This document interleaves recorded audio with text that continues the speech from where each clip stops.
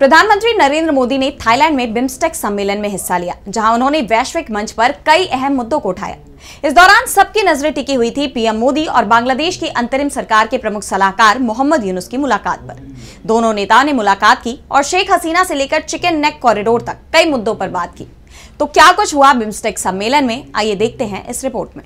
Thailand के 2 दिवसीय दौरे पर गए पीएम मोदी ने बिम्स्टेक शिखर सम्मेलन में हिस्सा लिया। इस मंच से वैश्विक नेताओं को संबोधित करते हुए पीएम ने कई अहम और कई बड़ी बातें कही।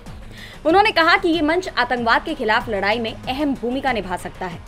मोदी ने बिम्स्टेक शिखर सम्मेलन में यूपीआई यानी यूनिफाइड पेमेंट इंटरफेस को इसके सदस्य देशों की भुगतान प्रणालियों से जोड़ने का प्रस्ताव रखा। उन्होंने कहा कि इससे क्षेत्र में व्यापार, कारोबार और पर्यटन को बढ़ावा मिल सकता है।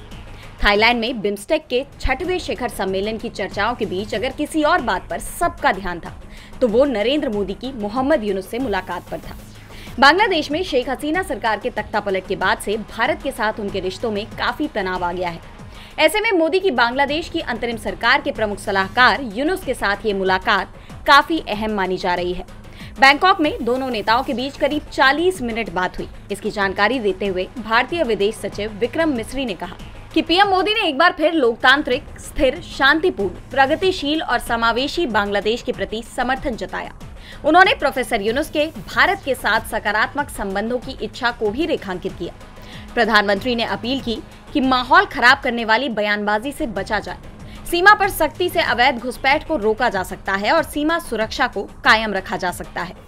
प्रधानमंत्री ने बांग्लादेश में हिंदुओं और अल्पसंख्यकों की सुरक्षा को लेकर भी चिंता जाहिर की। इस दौरान बांग्लादेश की पूर्व पीएम शेख हसीना का भी मुद्दा उठा था, जिसे लेकर दोनों देशों के बीच तनाव की स्थिति है।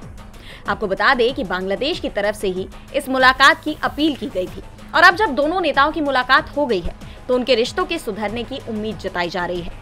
बहरहाल अब ये किस दिशा में आगे बढ़ते हैं, ये देखने वाली बात होगी। डीबी लाइव की रिपोर्ट।